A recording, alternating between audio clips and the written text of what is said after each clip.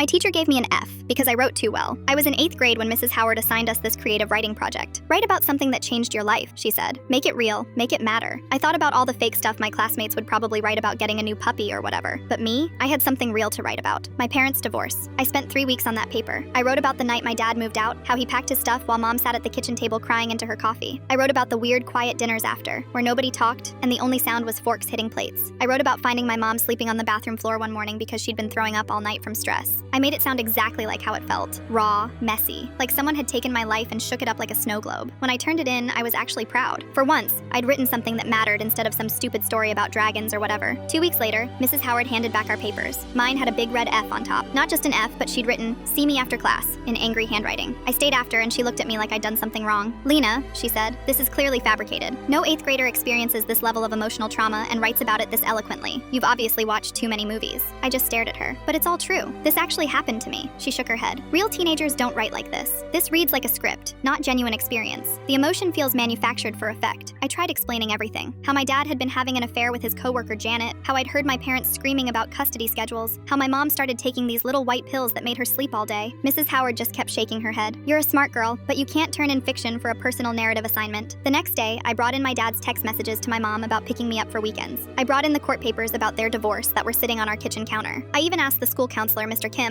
to talk to her about how I'd been meeting with him twice a week since everything started. Mrs. Howard called my mom for a conference. Mom showed up with this thick binder full of paperwork, therapy bills, lawyer stuff, even doctor notes about her anxiety medication. She explained really calmly how writing had been helping me cope with everything. The principal, Mrs. Walker, sat there listening and finally said she was sorry about Mrs. Howard's insensitivity. But then she said they don't change grades for subjective assignments, so the F stayed. I ended up with a B+ in the class overall, but I stopped writing completely. Every time I tried, I heard Mrs. Howard's voice saying my real life was too fake to be real. It wasn't until junior year when Mr. Garcia gave us an assignment to write something that bleeds on the page that I finally tried again. I wrote about that whole mess with Mrs. Howard, about how someone telling you your truth isn't true enough can mess with your head for years. He loved it, said it was the most honest thing he'd read all semester. He even asked if I wanted to read it at the school assembly for Mental Health Awareness Week. Standing up there, reading about my parents' divorce and that stupid F, I saw Mrs. Howard in the audience. She was sitting in the back, arms crossed, looking uncomfortable as hell. Mrs. Howard never said anything to me about it, but I heard from other kids that she started accepting more unconventional stories in her classes after that.